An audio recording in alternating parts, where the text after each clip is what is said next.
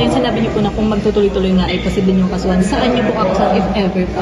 Yun nga ang problema. Saan po kung sakali? Dapat ito, since public official siya sa ombudsman, o sa DOJ, administrative, ang problema nga, sinira na nga yung ating mga institusyon. Sumbungan ng bayan yung ombudsman. Anong nilagay nila? Tuta ng pamahalaan.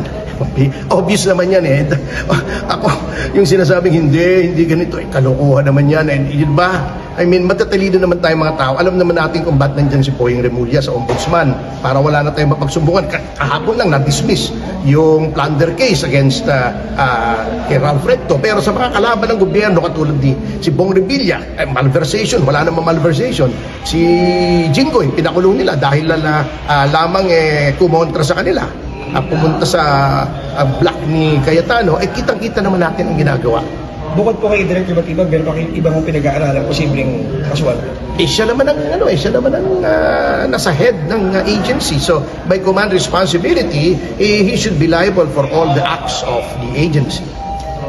Siya nakapirma eh.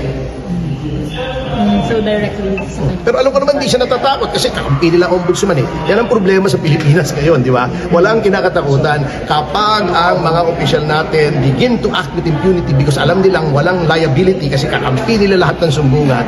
That is when chaos, that is when the breakdown of our government starts.